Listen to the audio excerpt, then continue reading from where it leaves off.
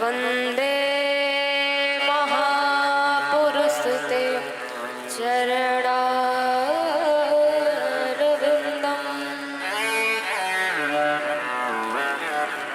बंसी विभूषित करान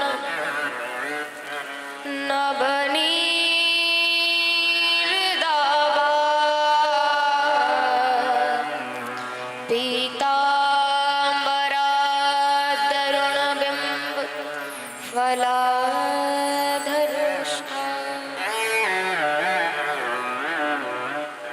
पूर्णेन्दु सुंदर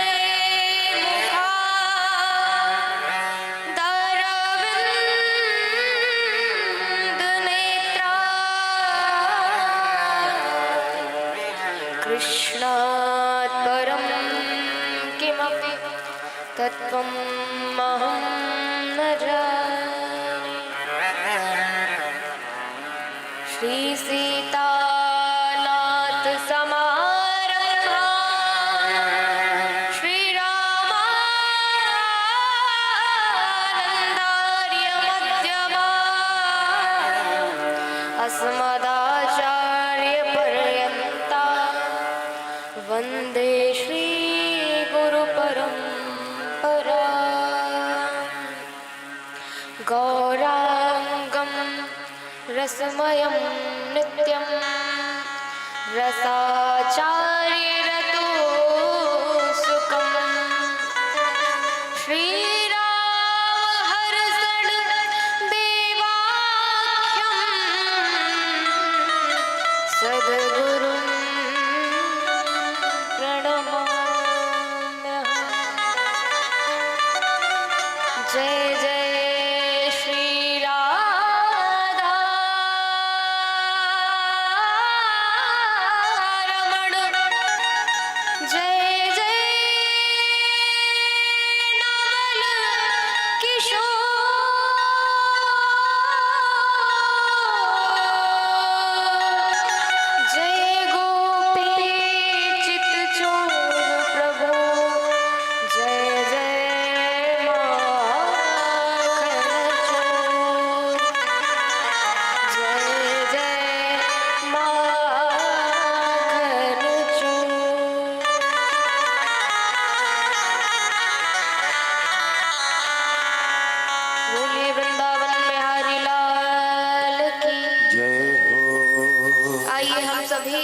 मनवाणी को पवित्र करने के लिए भगवान का पावन पुनीत नाम के संकीर्तन करें, नाम का गायन करें।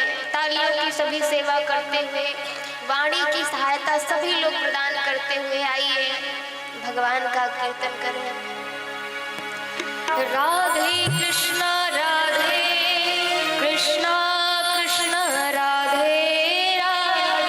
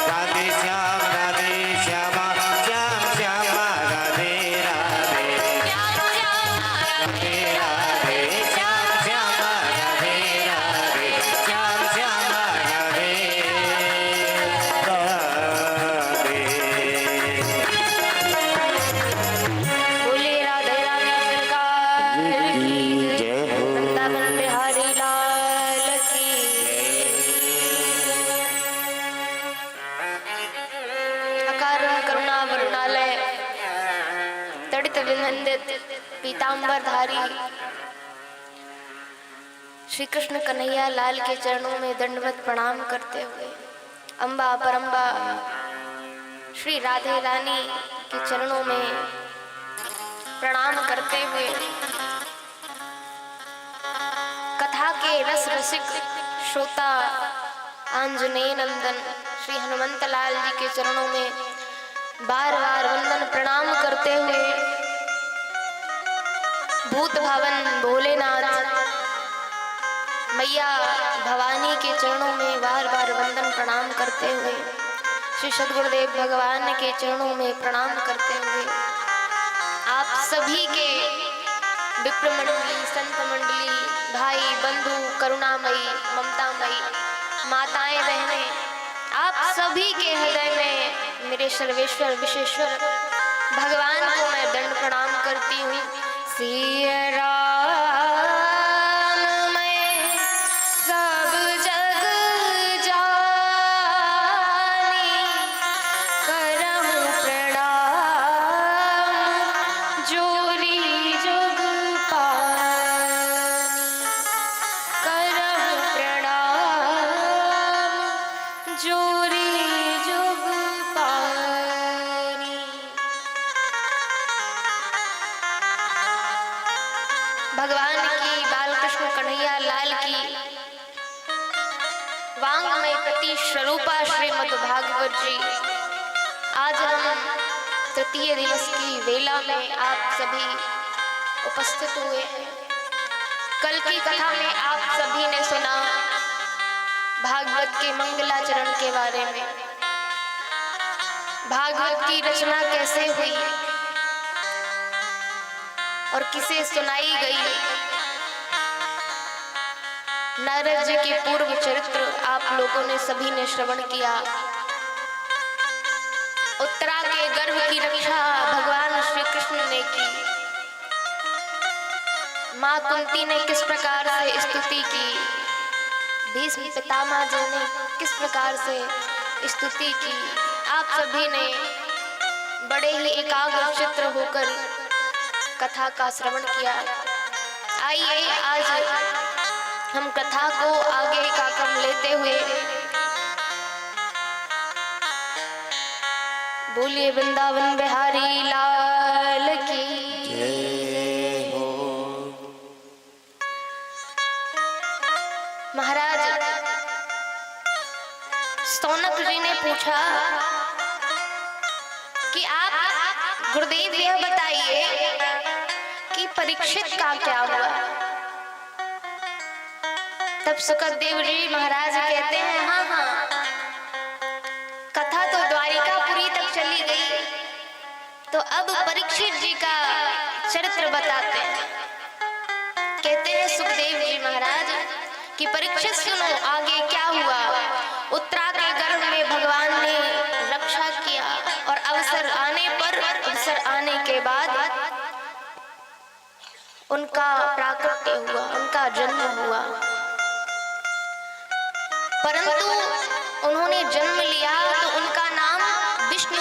पड़ा। परितः इच्छते इति परीक्षा। वह जब जन्म लिए कुछ बड़े हुए तो वह हर तरफ चारों तरफ जिसकी भी गोद में जाए महाराज वह परीक्षण ही लेते रहे कि जिसने जो मैंने गर्भ में देखा था, जिन प्रभु को शंख चक्र गदा लिए हुए देखा था, क्या वही तो नहीं है? इसलिए उनका नाम परीक्षित पड़ गया। आगे धर्मराज जी को विद्र का उपदेश मिला, वह वन को चले गए। पांडवों को भी परीक्षित को राज्य सौंप कर परीक्षित भी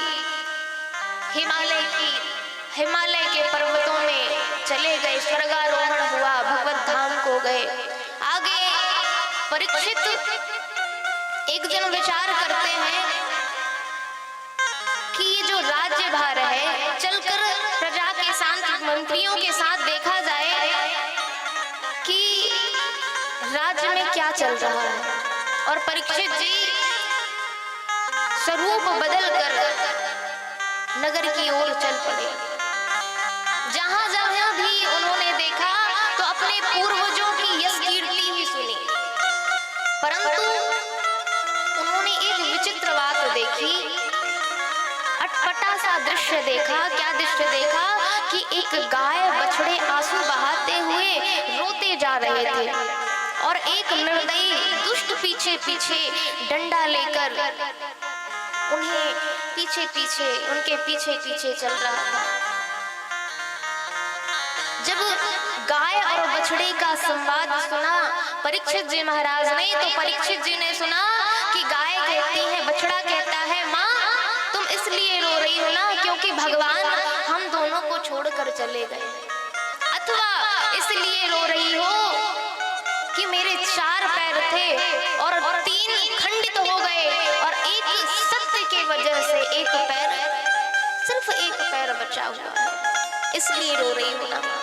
परीक्षित जी तब समझ गए कि ये पृथ्वी माँ है और धर्म का संवाद हो रहा है, पर ये जो दुष्ट निर्दयी है ये मारने का प्रयास कर रहा है।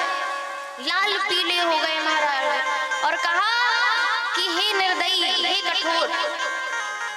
कठोर आत्मा, तू ये क्या कर रहा है? जहां पर माधव गायों की रक्षा करने के लिए स्वयं प्राकट्य कर लेते हैं, प्रकट होते हैं, और तू गायों को ही प्रताड़ित कर रहा है और मेरे नगर में कर रहा है। मैं तुझे मृत्यु दंड दूंगा। और इस प्रकार परीक्षित जी महाराज ने जब बोला तो त्राहि माम त्राहि माम त्राहि माम करके प्रभु मेरी रक्षा कीजिए।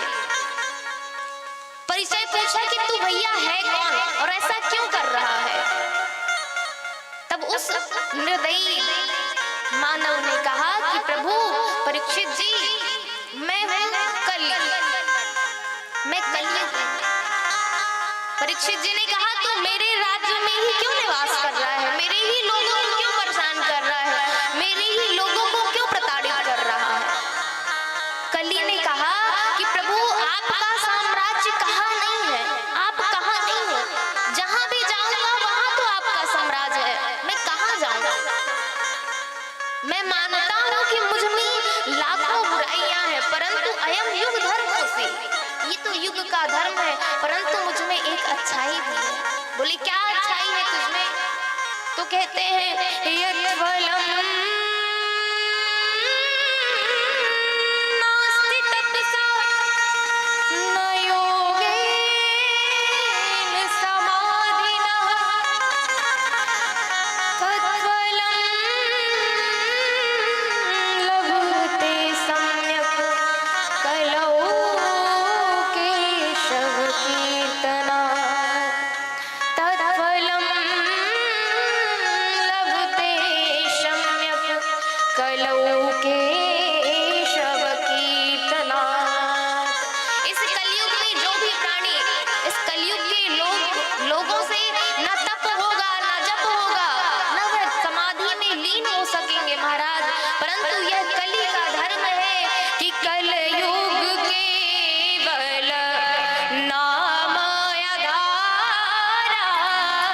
कलियुग के गण नाम आधारा।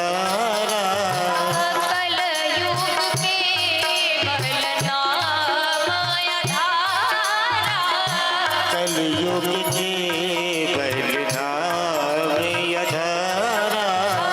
सुमिर सुमिर नर उतरई पारा। सुमिर सुमिर नर उतरई पारा। कलयुग के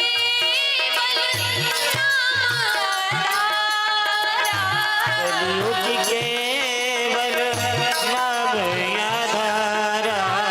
सुमिर सुमिर नर उतरई पारा। सुमिर सुमिर नर उतरहि पारा। उतरई पारा। उतरहि पारा। उतरहि पारा। मुझ में यह गुण है सरकार कि इस कलयुग में कोई प्रेम से भगवान का नाम ले ले, कोई कीर्तन कर ले तो इस संसार सागर से पार हो जाएगा। नहीं तो द्वापर त्रेता इंसान मुनि महात्मा जन्म जन्म जन्म जन्म मुनि जतन कराही। जन्म जन्म तक मुनि तपस्वी तप करते रहते हैं, परंतु यह कलयुग का लक्षण, कलयुग का गुण यह है कि कोई एक बार भी नाम ले ले तो वह भवसागर पार हो जाएगा। परीक्षित जी बड़े प्रसन्न हो गए और प्रसन्न होकर बोले, कलयुग तुम्हारे अंदर तो मान गए कि लाखों बुराइयां हैं, लाख दोष हैं, पर तुम में एक बहुत अच्छी अच्छाई है, इसलिए मैं तुम्हें छोड़ देता हूँ। और प्रसन्न होके कहा कि मांगो, तुम क्या मांगना चाहते हो। तब रहने के लिए स्थान देते हैं। कौन कौन से स्थान देते हैं? द्यूतम पानम स्त्रियासूना यत्र धर्म चतुर्विधा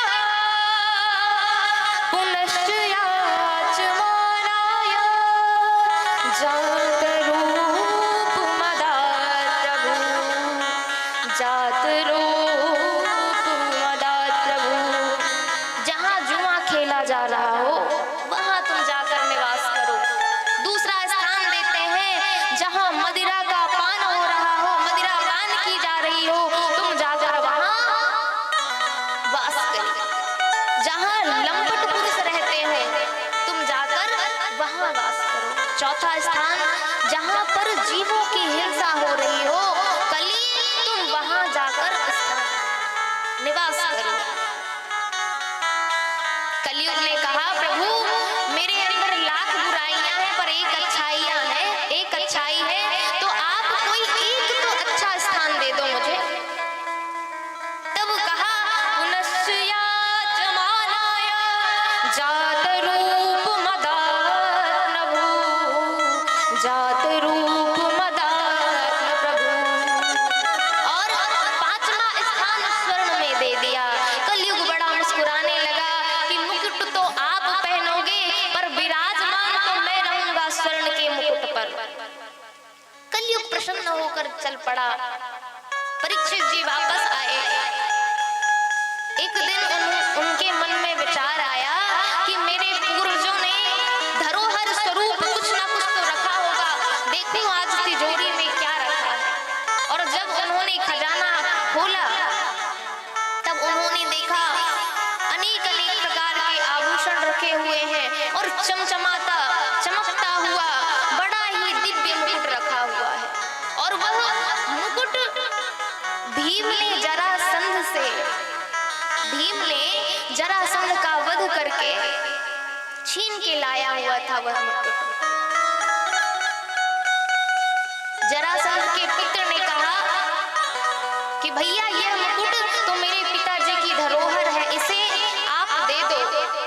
पर भीम भैया ने उसे छीन कर लेके आए। जब छीन कर लेके आए और वह रख दिया गया, और ये वही मुकुट है। बड़ा सुंदर लगा परीक्षित जी को, तो वह सर में उन्होंने धारण कर लिया, और जैसे ही धारण किया उसमें कलयुग का वास हो गया महाराज। और शिकार खेलने के लिए वह जैसे ही गए दिग्भ्रमित हो गए, बड़े ही व्याकुल हो गए महाराज।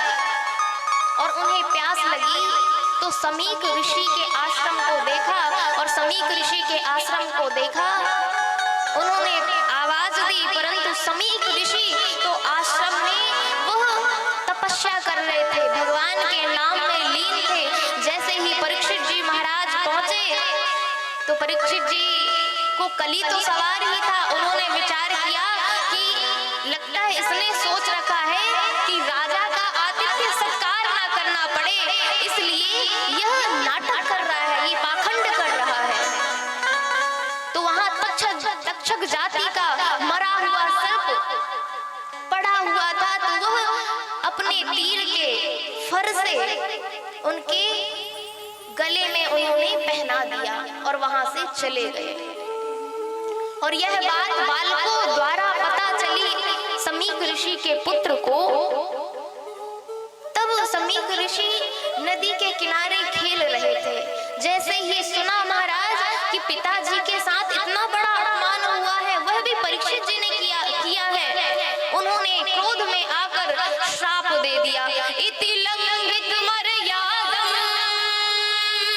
तक्षका सप्तमे हनि दाशति स्म कुलांगारम नोदितम मे तदद्रुहम् नोदितो मे तदद्रुहम्।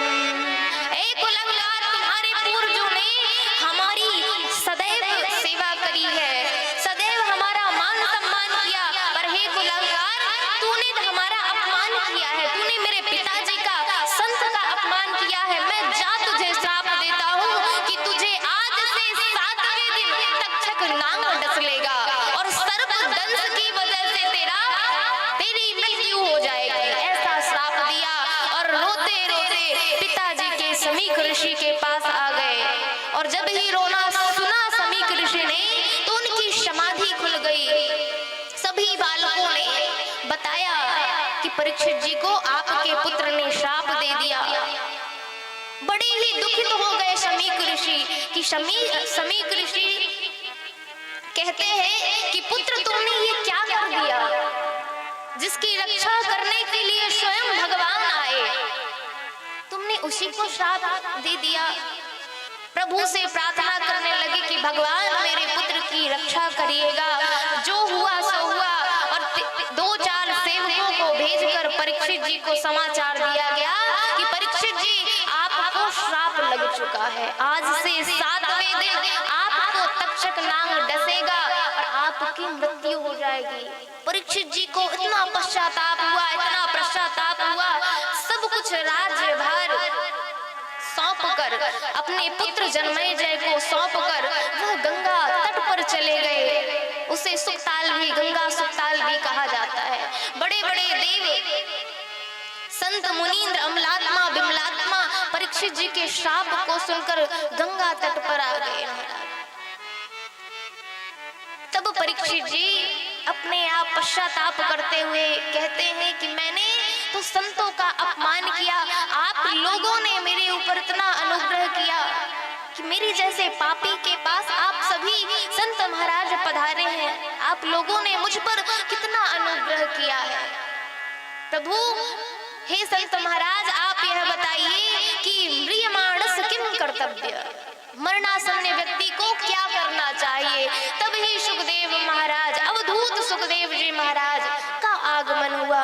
तत्र भगत भगवान व्यास पुत्रो, तत्र भगत भगवान व्यास पुत्रो यदेच्छया गामटमानुपेक्षा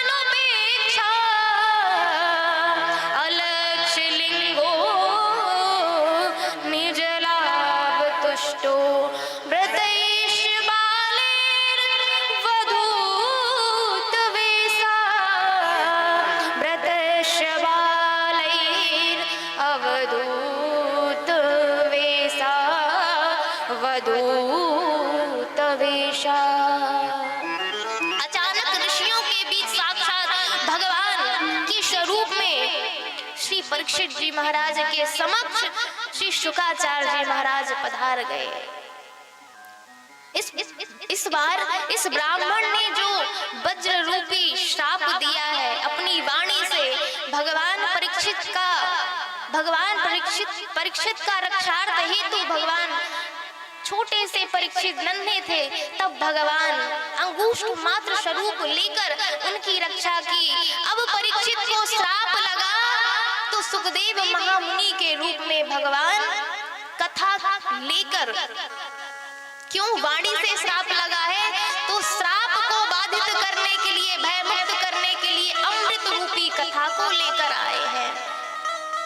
इस प्रकार परीक्षित जी पूछते हैं, प्रभु आप यह बताइए, मैं तो धन्य हो गया कि आप जैसे अवधूत संत मेरे समक्ष आए हैं। आपके दर्शन मात्र से गृहस्थ के लोग धन्य हो जाते हैं, पवित्र हो जाते हैं। जो पाप कर्म की राशि होती है, आपके दर्शन मात्र से ही वह पाप राशि जलकर समाप्त हो जाती है, ध्वस्त हो जाती है। प्रभु मैं आपसे यह पूछना चाहता हूँ कि म्रियमाणस्य किम कर्तव्यम, मरणासन्न व्यक्ति क्या करे, जीवन में क्या श्रवणीय है, क्या स्मरणीय है और क्या भजनीय है प्रभु, और जीवन का कर्तव्य क्या है और अकर्तव्य क्या है, आप सब कुछ विस्तार सहित बताइए। सुखदेव जी महाराज ने कहा, आते मुझे देर नहीं लगी कि तुमने तो परीक्षित प्रश्नों की झड़ी लगा दी। परीक्षित जी कहते हैं, मैं जानता हूँ प्रभु आप जैसे संत वो दोहन काल तक क्षण के ही रुकते हैं, इसीलिए मैंने प्रश्नों की झड़ी लगा दी। सुनकर महाराज सुखदेव जी महाराज गदगद हो गए। कहा, वरीये नेस्ते प्रश्न क्रतो लोक हितम नृप,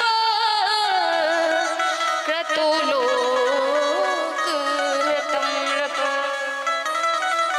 परीक्षित तुमने जो ये प्रश्न पूछे हैं, तुमने लोक कल्याण के लिए पूछे हैं। क्यों?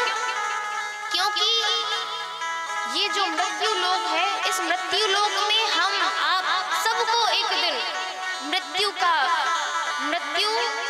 हमारा काल बनेगी, मृत्यु का ग्रास बनेंगे हम सभी।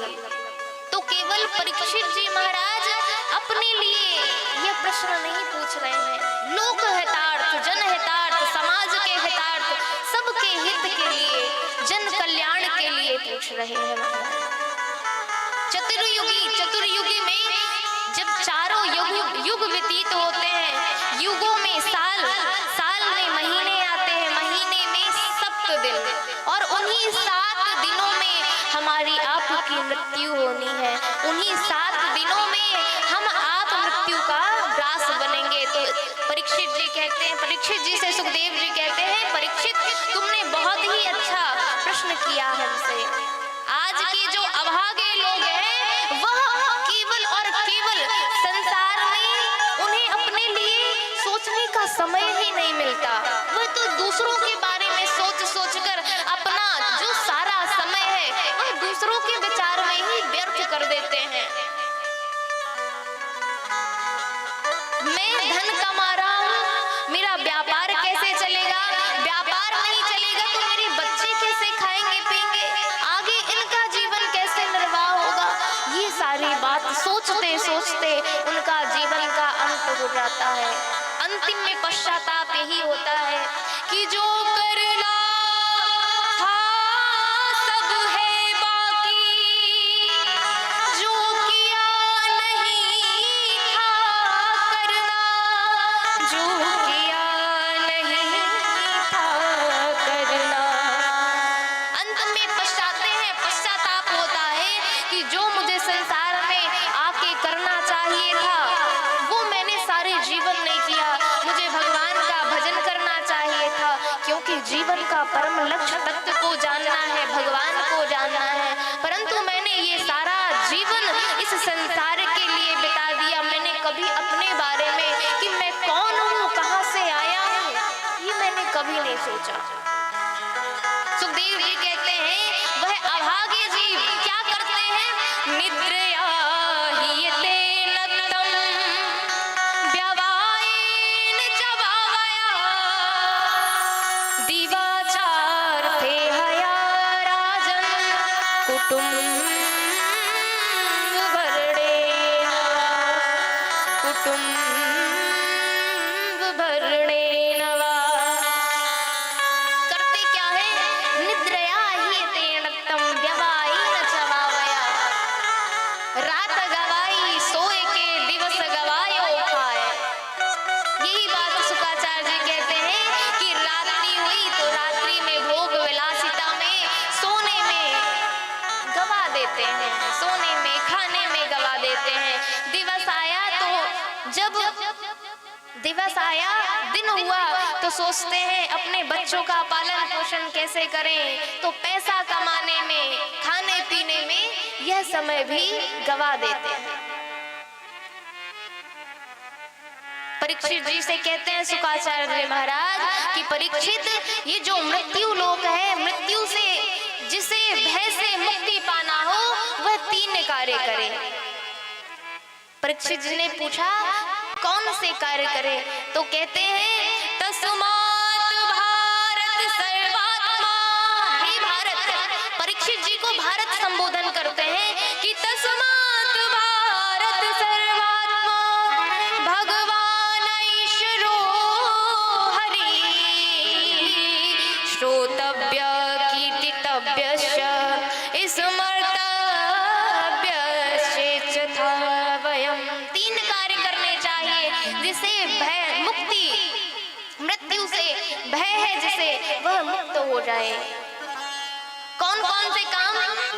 श्रोतव्य अर्थात प्रभु का जहाँ गुणगन हो, जहाँ प्रभु की लीलाओं का बखान कर करके संत बता रहे हैं, वह कथा को क्या करना चाहिए? श्रवण करना चाहिए। और भगवान की पावन पुनीत नाम का, भगवान के सुंदर सुंदर नामों का संकीर्तन करना चाहिए। स्मर्तव्यश्च अर्थात भगवान को नित्य निरंतर याद करते रहना चाहिए। क्यों? इस तन से तो हम परिश्रम करके जो भी हम विचार करते हैं तो अपने धन को, परिवार को, सब कुछ पाल सकते हैं, परंतु हमारा मन, हमारे विचार केवल और केवल प्रभु में लगे रहे। यही ऐसा ही करना चाहिए। परीक्षित, तुम्हारे पास 7 दिन है और 7 दिन में खटवांग की 2 घड़ी में मुक्ति हो गई महाराज, तो अभी तो तुम्हारे पास 7 दिन है। परीक्षित जी महाराज को कहते हैं जितासनो जित संगो, जिता श्वासो जित संगो जितेन्द्रिया, स्थूले भगवतो रूपे मनः संधार्येद्या। बोलिए वृंदावन बिहारी लाल की जय। स्थूल और सूक्ष्म ज्ञान बताते हैं। स्थूल क्या है? हम इस संसार में रहते हैं, नदियां, पहाड़, ये सारे जो पहाड़ है वह भगवान की हड्डियां हैं, जो नदियां हैं वह भगवान की नस नाड़ियां हैं, और जो सुंदर सुंदर जो हमें मन भावन लगता है, हम जिससे प्रसन्न होते हैं, वह भगवान की मुस्कुराहट है महाराज। स्थूल ध्यान बताया, सूक्ष्म ध्यान, हम अंतर हृदय में भगवान का चिंतन करते रहे, भगवान के स्वरूप का ध्यान करते रहे, इस स्वरूप का भी ध्यान बतलाया है। आगे क्रम मुक्ति, शद्यो मुक्ति, इसका भी वर्णन बतलाया। कामना के अनुसार किस भगवान की पूजा करें, यह भी बताया। और कहते हैं जिसे सब कुछ पाना हो वह भगवान की आराधना करे, भगवान उसको सब कुछ देने में सामर्थ्य है। भगवान अकाम सर्व कामो मोक्ष काम उदारति, तीव्रेण भक्ति योगेन यजेत पुरुषं परम। भगवान सर्व सामर्थ्य है, तो गोविंद की आराधना करना चाहिए। अब परीक्षित जी से कहते हैं सुखदेव जी कि जो भक्ष और अभक्ष खाते हैं, जो पद प्रतिष्ठा पाने में अभिमान करते हैं, उनको जानवर की उपमा देते हैं। क्या कहते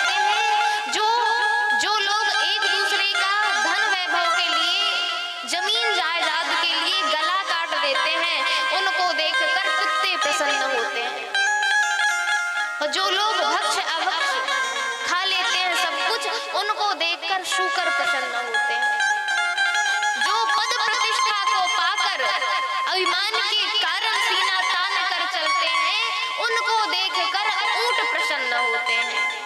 और जो संसार की चिंता कि ये कैसे होगा, ये कैसे होगा, जो चिंता में डूबे रहते हैं महाराज, उनको देखकर गधे मुस्कुराते हैं। ऐसा परीक्षित जी को शुक्राचार्य जी महाराज ने परीक्षित जी को समझाया। आगे परीक्षित जी से प्रश्न करते हैं कि प्रभु, अब सुखदेव जी महाराज को याद आया कि मैंने कथा तो प्रारंभ कर दी, परंतु मैंने अपने गुरुदेव की वंदना नहीं की। तो वंदना करते हैं। तपस्विनो दान पराय सस्विनो मनस्विनो मंत्रवेदा सुमंगलम क्षेमं न विन्दन्ति यदा यदर्पणं तस्मै सुभद्रे शबसे नमो नमः। तस्मै सुभद्रे शबसे नमो नमः। अपने गुरुदेव की वंदना करते हुए कहते हैं, भगवान की वंदना करते हुए कहते हैं शुक्राचार्य जी कि कोई कितनी भी तपस्या कर ले, दान दप योग खूब तपस्या कर ले, परंतु जो भगवान को नहीं मानता उसकी तपस्या व्यर्थ है। और मैं ऐसे भगवान की वंदना करता हूँ। परीक्षित ध्यान से सुनो, जिस प्रकार का प्रश्न तुमने किया है, ये सृष्टि की रचना कैसे हुई, जिस प्रकार का प्रश्न तुमने किया है, वही प्रश्न एक बार नारद जी ने ब्रह्मा जी से किया था। ब्रह्मा जी ध्यान लगाकर बैठे हुए थे, तो नारद जी ने कहा, प्रभु आपने तो संसार की रचना की है, तो आप फिर किसका ध्यान लगा रहे हैं? ब्रह्मा जी ने कहा, नारद जी हमको भी रचने वाला, हम जानते हैं कि हमने सृष्टि की रचना की, परंतु हमको बनाने वाला भी, हमको रचना करने वाला भी भगवान है, वह ब्रह्म है। ब्रह्मा जी ने नारद जी को चतुर श्लोक की भागवत सुनाई।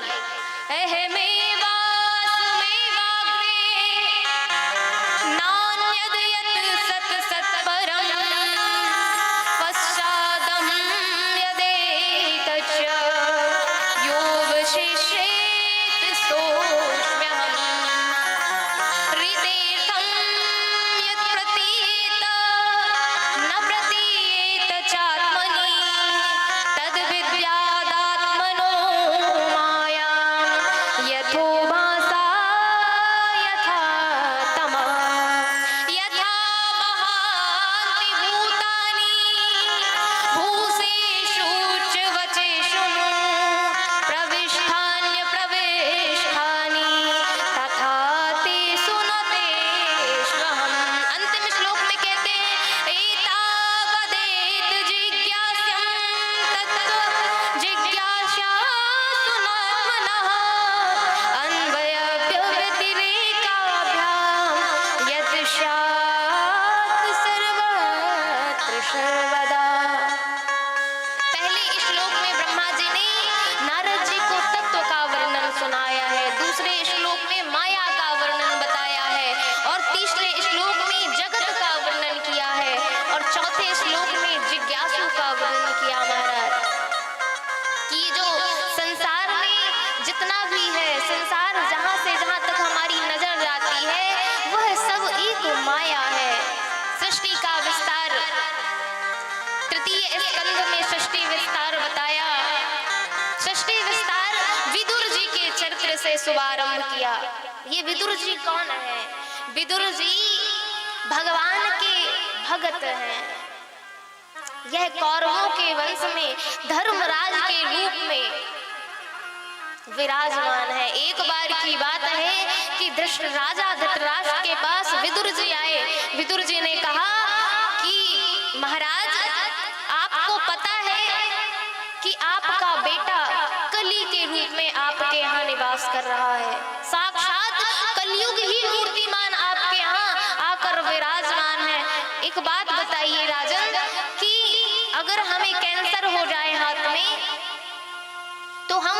उचित यही समझेंगे कि सारे शरीर को बचाने के लिए हम उस हाथ को कटवा देंगे। इसी प्रकार जब सारा नगर भयभीत हो, जिस व्यक्ति के कारण उस व्यक्ति को घर से, आश्रम से, नगर से निकाल देना चाहिए। ये आपके यहाँ कलयुग स्वरूप दुर्योधन को आप जानते हो कि ये पापाचार, अत्याचार ना किसी की सुनता है, तो आप क्यों नहीं निकाल देते? इतने में ही दुर्योधन आते हैं और दुर्योधन ने सुना कि मेरे खिलाफ ये विदुर भड़का रहा है। दुर्योधन कहता है, अरे दासी पुत्र, तुझे तो शर्म आनी चाहिए। तू हमारे टुकड़े में पलता है, हमारा नमक खाता है और तू मेरे पिताजी को मेरे ही खिलाफ भड़का रहा है। इसी वक्त तू इस आश्रम से, गृह से निकल जा। विदुर जी चल पड़े महाराज। और ये वो विदुर है जो जिनके यहाँ भगवान स्वयं ही दुर्योधन के मेवा छोड़ी, साग विदुर घर खाई। सबसे ऊंची प्रेम सगाई, सबसे ऊंची प्रेम सगाई, सबसे ऊंची प्रेम सगाई, सबसे ऊंची प्रेम सगाई, सबसे ऊंची प्रेम सगाई। दुर्योधन के मेवा त्यागे, दुर्योधन के मेवा त्यागे, दुर्योधन के घर का मेवा 3600 प्रकार के व्यंजनों का त्याग कर दिया, वह छोड़कर आ गए।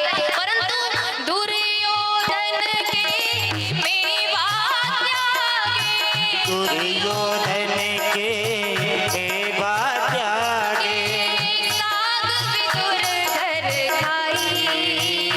सबसे ऊंची प्रेम सगाई, सबसे ऊंची प्रेम सगाई, सबसे ऊंची प्रेम सगाई।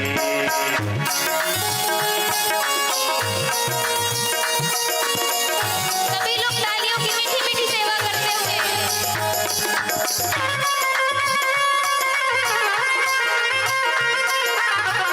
झूठे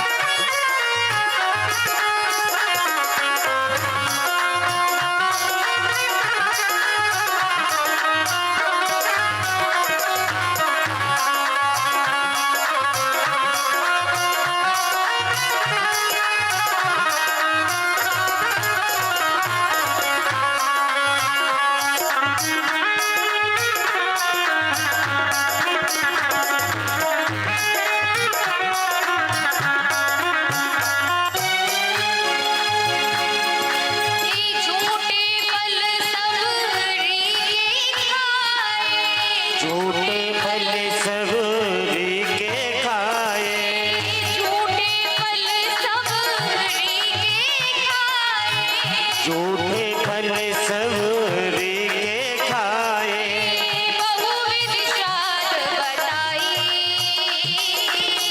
बहुविध स्वाद बताई। सबसे ऊंची प्रेम सगाई, सबसे ऊंची प्रेम सगाई,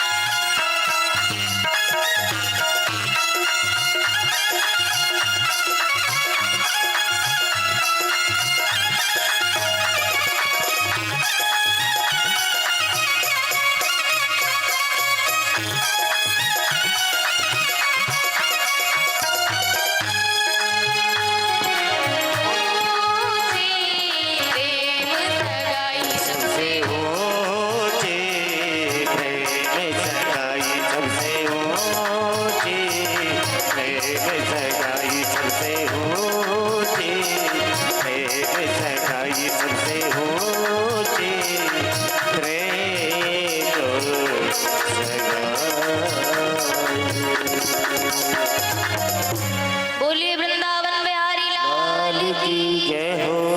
विदुर चल पड़े महाराज तीर्थों की यात्रा करते करते करते करते उन्हें उद्धव जी मिले। उद्धव जी ने बताया कि मैं तो हरिद्वार जा रहा हूँ, प्रभु ने मुझे आज्ञा दी है, आपका मिलन मैत्रेयी मुनि से होगा। और दिव्य मैत्रेयी मुनि के समागम हुआ और दिव्य सत्संग दोनों के बीच हुआ। मैत्रेयी मुनि से विदुर जी पूछते हैं कि ये सृष्टि का विस्तार कैसे हुआ। तब मैत्रेयी जी बतलाते हैं कि भगवान के नाभि कमल से ब्रह्मा जी प्रकट हुए। ब्रह्मा जी ने जब सृष्टि की रचना की, भगवान से आदेश मिला कि सृष्टि की रचना करो, तब ब्रह्मा जी को सनक सवार हुई तो 4 पुत्र प्रकट किए, सनक, सनंदन, सनातन और सनत कुमार। उनसे कहा कि जाओ तुम सृष्टि की रचना करो। तो चारों पुत्र कहते हैं हमको इस चक्कर में नहीं पड़ना है, हमको तो भगवान का भजन करना है महाराज। ब्रह्मा जी को क्रोध आ गया और भृगुटी से भोलेनाथ का प्राकट्य हुआ। भोलेनाथ ने कहा ब्रह्मा जी ने कि जाओ और सृष्टि की रचना करो। भूतनाथ ने रातनी डाकनी चुड़ैल डायन सब कुछ वह प्रकट करने लगे। तो ब्रह्मा जी ने कहा भैया तुम रहन दो, सृष्टि की रचना करने से पहले ही तुम सृष्टि का विनाश मत कर डालो। भोलेनाथ ने कहा तो मैं फिर क्या करूं। ब्रह्मा जी ने कहा तुम जाओ और भगवान का भजन करो। और जाके भजन करने लगे। वाणी से सुंदर सरस्वती जी का प्राकट्य हुआ, छाया से महामुनि कर्दम का प्राकट्य हुआ और वामांग से कन्या और दक्षिणांग से पुरुष प्राकट्य हुए। दोनों से कहा कि तुम जाओ और सृष्टि की रचना करो। मनु और शत्रुपा जी की 5 संतान हुई, 3 बेटियां हुई और 2 पुत्र हुए। आगे विदुर जी कहते हैं, पूछते हैं कि ये हिरण्याक्ष कौन था प्रभु, ये किसका बेटा था। तो मैत्रेय मुनि कहते हैं, मैत्रेय बताते हैं कि मरीचि ऋषि की पत्नी जिनका विवाह कश्यप ऋषि से हुआ था, उनकी 13 पत्नियां थी, दिति, काष्ठा, सुरसा इत्यादि। दिति से दैत्य हुए और अदिति से देव हुए। एक बार सांझ की वेला में कश्यप ऋषि की पत्नी कला आम की याचना की और कश्यप ऋषि ने मरीचि ऋषि ने मना किया। परंतु कश्यप ऋषि के मना करने पर भी जब वह ना माने तब उनके काम का, उनकी याचना के मनोरथ को पूर्ण किया महाराज। और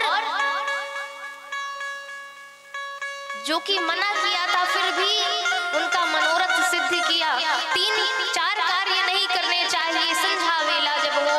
आहारम निद्राम मैथुनम च स्वाध्याय।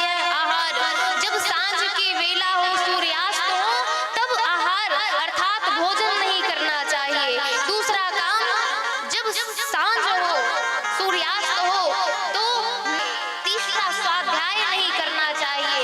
चौथा काम क्रिया नहीं करनी चाहिए। जब संग्राम में देव पर असुर परास्त हो गए महाराज, उसी समय दिति परेशान हो गई, दुखी हो गई। उसी समय सनक, सनंदन, सनातन कुमार विष्णु भगवान, उनके पार्षदों ने रोका और चारों कुमारों ने श्राप दे दिया उन्हें। और वही देवी दिति के गर्भ में विराजमान है महाराज, और उन्हीं का जन्म हुआ। यही दैत्य जय विजय दैत्य बन गए, हिरण्याक्ष और हिरण्यकश्यप। हिरण्याक्ष एक समय दिग्विजय करने के लिए निकल पड़ा। हिरण्याक्ष जब निकल पड़ा तो उसे नारद जी मिले। नारद जी से बोले, हे बाबा तू कहाँ जा रहा है। नारद जी कहते हैं कि क्यों। बोले कि हमें दिग्विजय प्राप्त है, हम लड़ना चाहते हैं, हमसे लड़ो, युद्ध करो। तो नारद जी ने कहा कि हमें लड़ना तो नहीं परंतु लड़ाना भिड़ाना जरूर आता है। तो बोले बताइए कहाँ मिलेगा मुझे लड़ने वाला, युद्ध करने वाला। तो नारद जी महाराज कहते हैं कि तुम एक काम करो कि इस पृथ्वी को रसातल में डुबो दो जाकर, फिर तुम समझ लेना कि तुमसे युद्ध करने वाला तुम्हें मिल जाएगा। और यही हिरण्याक्ष ने जाकर किया, गया और पृथ्वी को रसातल में डुबोने लगा। ब्रह्मा जी के पास देवता, हाहाकार मच गया। ब्रह्मा जी के पास देवता गए और उनकी नाक से, उनकी नासा छिद्र से भगवान वराह का प्राकट्य हुआ। बोलो वराह भगवान की जय। देखते वराह भगवान विशालकाय रूप में परिणित हो गए और वहां से चल पड़े। पृथ्वी को अपने दांतों में उठाया महाराज और भागते भागते उसी समय हिरण्याक्ष कहता है सत्यम वयम भुवन गोचरा मृगायुषाणम मृगे ग्राम सिंहान। हिरण्याक्ष कहता है अरे वन गोचर तू कहाँ जाता है, परंतु उस समय वराह भगवान ने कुछ नहीं कहा। और जब धरती को, पृथ्वी माता को यथास्थान व्यवस्थित कर दिया तो वो कहा कि क्या बोला भैया आपने, ठीक पहचाना कि मैं वन गोचर हूँ, पर तेरे जैसे कुत्ते के भौंकने से मुझे फर्क पड़ता नहीं है। इस प्रकार से बोले। जब लाल पीला हो गया हिरण्याक्ष, भगवान को एक मुक्का मारा, जब प्रहार किया तो भगवान की गदा छूट गई। गदा छूटी तो भगवान को क्रोध आया। उसी समय देवता प्रयास में लगे कि भगवान जल्दी मार दो नहीं रात्रि हो जाएगी। तो कहते हैं राक्षसों का बल और बढ़ जाता है। और ये सुना तो भगवान मुस्कुराने लगे, बोले वाह रे देवता, आज इनको मेरे भगवत्ता पर भी संदेह है कि रात्रि हो जाएगी तो ये असुरों का बल बढ़ जाएगा। अरे कितना बढ़ेगा। भगवान ने एक तमाचा मारा हिरण्याक्ष, वहीं पर धड़ाम से लुढ़क गया। देवता चौंक गए, बहुत चक्के से रह गए कि इतना बड़ा असुर, इसको एक तमाचे में ही लुढ़क गया, लगता है मर गया। पर फिर विचार किया कि मान लो ना मरा होगा और हम भगवान की स्तुति करने लगे तो ये हमें तो नहीं छोड़ेगा, भगवान को तो नहीं छोड़ेगा, बाद में ये हमें भी नहीं छोड़ेगा। इसलिए स्तुति भी ऐसे करते हैं कि महाराज नमो नमस्ते खिलयाज्ञ तन्वई स्थितो ग्रहीता मल सर्वमूर्ते दृष्टा हतोयं जगता मरन्तुम दशपाद भक्ता वयमीश निर्मिता। कहा कि वाह ये कितना सौभाग्यशाली है, भगवान ने इसको ऐसी गति प्रदान की, ऐसी गति प्रदान की जिसे पाने के लिए बड़े बड़े देवता, अमलात्मा, बिमलात्मा, संत, महंत इस दुर्लभ गति को प्राप्त करने के लिए महाराज तरसते हैं। देखो ये भगवान के प्रहार से इसकी आंखें खुली की खुली रह गई। ये अभी मरने के बाद भी भगवान के अपने आंखों से दर्शन कर रहा है, कितना सौभाग्यशाली है। भगवान ने कहा, विचार किया, भगवान समझ गए कि ये देवता सोच रहे हैं कि अभी मरा नहीं है। तो भगवान ने फिर पाद पद्म का प्रहार किया और वह एक बार फिर से पुनः लुढ़क गया। देवता समझ गए महाराज कि ये मर गया, गोविंदाय नमो नमः हो गया। तब खुलकर उन्होंने स्तुति की और अब पृथ्वी विस्तार मनु महाराज के द्वारा हुआ, जिसमें श्रीमद् भागवत में मनु और शतरूपा की 3 बेटियां हुई, जिसमें पहली बेटी माता देवहूति। देवहूति भगवान कपिल पुत्र है और देवहूति माता को इतना सुंदर उपदेश देते हैं, इतना सुंदर उपदेश देते हैं महाराज। माता कहती है बेटा मैंने जीवन पर्यंत सुख ही सुख, मैं राजा मनु की पुत्री हूँ, मैंने पिताजी माताजी के यहाँ भी सुख की प्राप्ति की, खूब धन ऐश्वर्य सब की प्राप्ति, अब भी मैं इतना सुख मुझे प्राप्त है, परंतु मुझे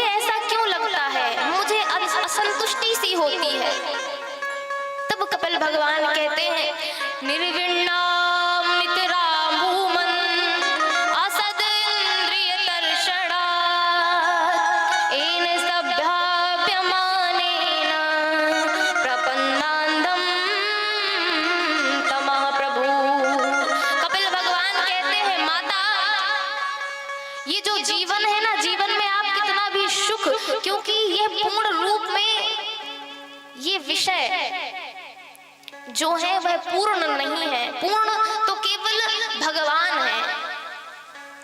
आप कितना भी सुख भोग लोगे पर आपको सुख से तृप्ति मिलने वाली नहीं है।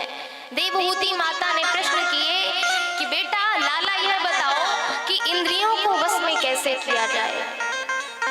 इंद्रियों को दूसरा पूछती है कि बंधन किसका और मुक्ति किसकी। ये मन कैसे भगवान में लगे, मन का भटकाव खत्म कैसे हो। तब कपिल भगवान कहते हैं माता, ये जो शरीर है ना, ये शरीर की मुक्ति नहीं होती, ये तो नश्वर है। ये शरीर है वह नश्वर है। और जीवात्मा को ना आप मार सकते हो, ना काट सकते हो, कुछ नहीं कर सकते हो। नैनम छिद्यानि शस्त्राणि नैनम दहति पावका न चैनम क्लेदयन्तापो न शोषयति मारुता। इस जीवात्मा को ना कोई मार सकता है तलवार से, ना अस्त्र से, ना शस्त्र से, न इसे पानी में डुबोकर, ना अग्नि में, इसे किसी से नहीं मारा जा सकता। आपने पूछा कि मन का बंधन है या शरीर का, तो माता सुनो, ध्यान से सुनो। ये जो मन है ना, मन का ही बंधन है। कैसे? मन एव मनुष्याणां कारण बंध मोक्षयो। ये मन ही हमारा यहाँ वहाँ भटकता है। मन का ही बंधन हमारे जीवन में होता है। ये जब मन का भटकाव खत्म होगा, ये मन का भटकाव खत्म कैसे होगा? जब हम संतों की शरण में जाएंगे। देवहूति माता ने पूछा कि हम कैसे जाने इस संसार में तो संत है, पर संत की पहचान क्या है? हम कैसे जाने कि ये संत है? तब भगवान कपिल कहते हैं तितिक्षवा कारुण का सुहृद दे अजात शत्रवः शांत साधवा साधवा साधुभूषण। तितिक्षवा जिसके अंदर सहनशीलता हो, करुण का अर्थात जिसके अंदर करुणा हो महाराज, वह संत। सुहृद जो सबसे मीठी वाणी बोले, अच्छे हृदय का हो, शीतलता प्रदान करे। अजात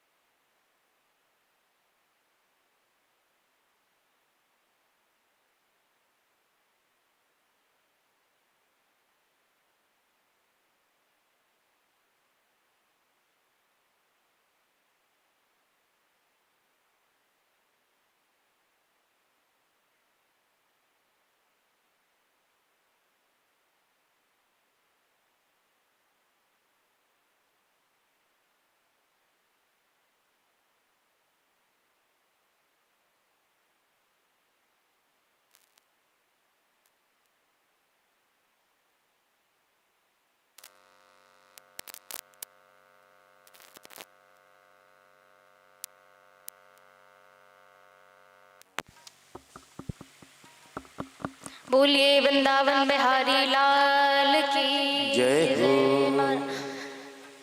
अब देवहूति माता कपिल भगवान से पूछते पूछते वह जल के रूप में परिणित हो जाती हैं और कपिल भगवान गंगा सागर में जाकर विराजमान हो जाते हैं।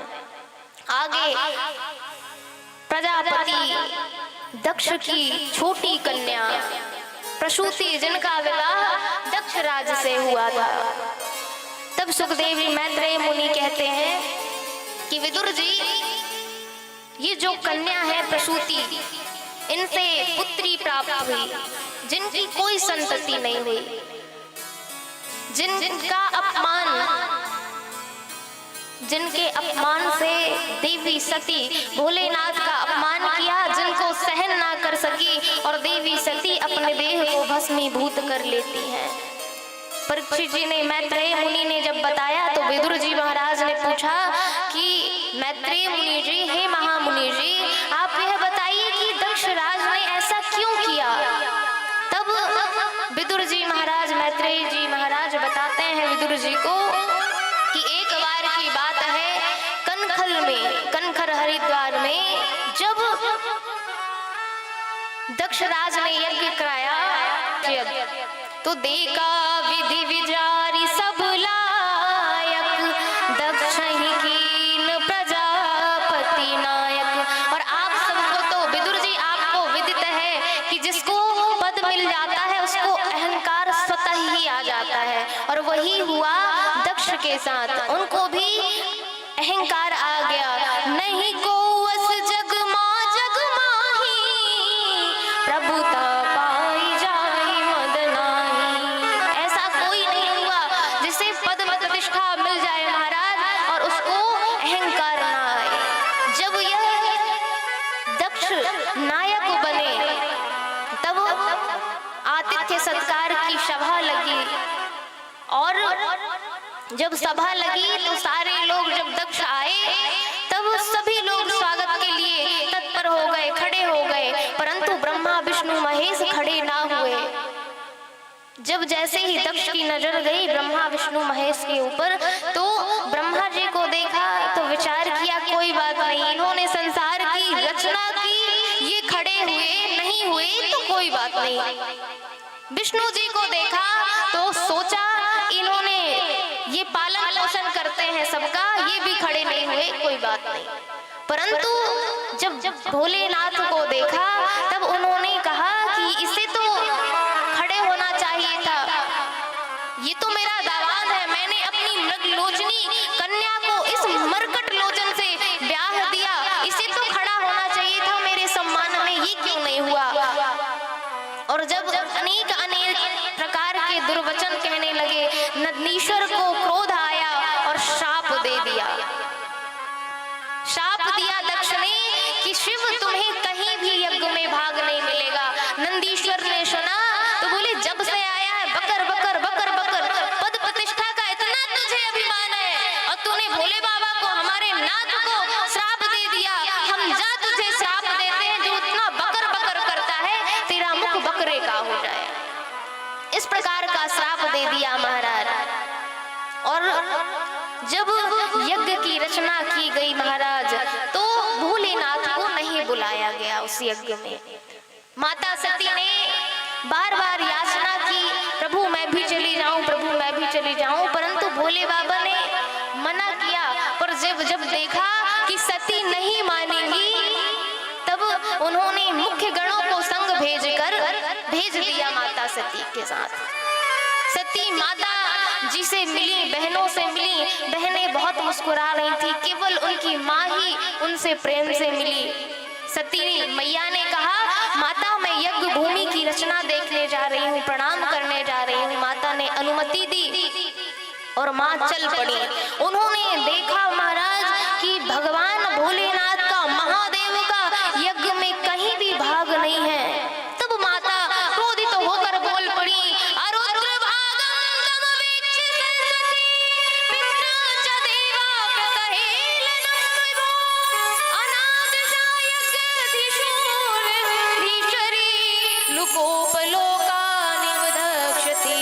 मैंने इस दक्ष मंदमती मूढ़ के शुक्र से जन्म लिया है, मैं प्राकट्य हुई हूँ, इसी समय मैं अपने देह को भस्मीभूत कर लूंगी। ददर्श देहो हतकल्म सती, सद्या प्रज्ज्वाल समाधि जागरिणा, सद्या प्रज्ज्वाल समाधि जागरिणा। अपने बाएं पैर के अंगूष्ठ से अग्नि को प्रज्वलित कर महाराज सती जी ने अपने देह को भस्मीभूत कर लिया। और जैसे ही मुख्य गण जाकर भोलेनाथ को बताते हैं, भोलेनाथ अपनी एक जटा को उखाड़ते हैं और धरती में जैसे ही पटक देते हैं, उनसे वीरभद्र प्रकट हो जाते हैं। और वीरभद्र को कहा, दक्षम संयज्ञम, जाओ और दक्ष के यज्ञ को विध्वंस कर दो। वीरभद्र गया, वीरभद्र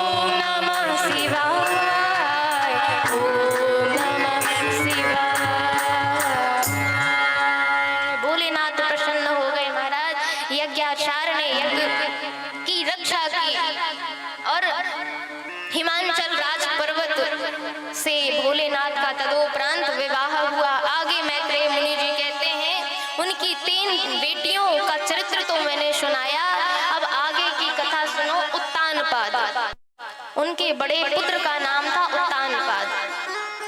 जाए उत्तानपादस्य सुरुचि सुरजस्तयो सुरुचि प्रेयसी पत्युर नेतराम्यसुतो ध्रुवः। बताया कि उत्तानपाद राजा थे, उनकी 2 पत्नियां थी, सुरुचि और सुनीति।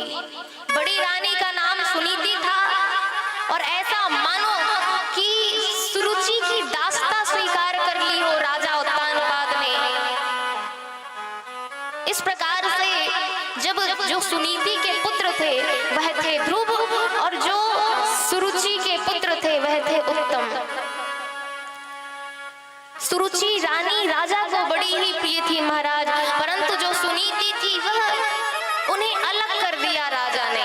और एक बार उनके पुत्र बल सखाओं के साथ, अपनी सखाओं के साथ खेल रहे थे, तो उन्होंने सखाओं ने कहा तुम्हारे पिताजी कहाँ हैं, तुम जानते हो तुम्हारे पिताजी कौन है? ध्रुव जी ने कहा नहीं पता। तो सखाओं ने कहा चलो हम तुम्हारे पिताजी से मिलवाते हैं। बोला ठीक है। यद्यपि ध्रुव जी महाराज अनेक बार पिताजी के बारे में पूछ कर पूछते ही थे, परंतु माँ उनकी सुनीति टाल देती थी, बहला देती थी। परंतु जब अपनी सखाओं की बातों को सुना कि चलो हम तुमको तुम्हारे पिताजी से मिलवा देते हैं, ध्रुव जी बड़े प्रसन्न होकर चल पड़े अपने बाल सखाओं के साथ और ध्रुव उत्तानपाद के महल में प्रविष्ट हुए। अपने पिताजी को वंदन प्रणाम किया उस छोटे से बालक ने, 5 वर्ष के बालक ने। तो राजा उत्तानपाद इतने मग्न हो गए उस स्वरूप बालक स्वरूप को देखकर, उसके संस्कारों को देखकर। पूछा कि लाला तेरी माँ कौन है, तेरे पिताजी कौन है? अपनी माता का नाम बताया सुनीति। अश्रुपात होने लगे कि तुम सुनीति के पुत्र हो। और जैसे ही उनकी रानी, छोटी रानी देखा कि यह आसन में आसीन है, गोद में विराजमान है, बोले अरे मूर्ख, तू कैसे आसन में बैठ गया? और उसको दुस्साहस कैसे हो गया तेरा इस आसन में बैठने का?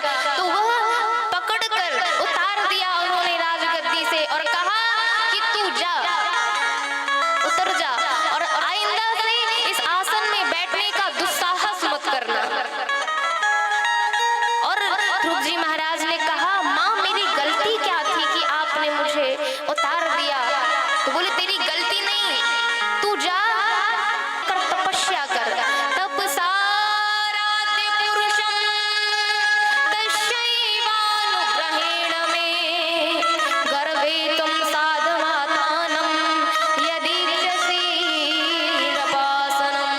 तू वन में जाकर तपस्या कर और जब भगवान प्रसन्न हो जाए तो उनसे वरदान मांगना कि मुझे सुरुचि के गर्भ से उत्पन्न कर दो, जन्म लेना है। और तब जब मेरा बेटा बनेगा, पुत्र बनेगा, तब तू इस आसन का अधिकारी होगा। रोते हुए ध्रुव जी महाराज चले गए। जिस प्रकार कोई सांप को डंडा मार देता है ना, पुकारते हुए इतने क्रोधित होकर रोते हुए ध्रुव जी महाराज चल पड़े। माता ने देखा तो अंक से लगा लिया, गोद में भर लिया, कहा बेटा लाला तुझे क्या हो गया? पर ध्रुव जी का कंठ अवरुद्ध है, वह कुछ नहीं बता पा रहे हैं, रो रहे हैं। उनकी बाल सखाओं ने सारा वृत्तांत बताया, परंतु सुनीति ने सुरुचि के बारे में दुर्वचन नहीं कहे।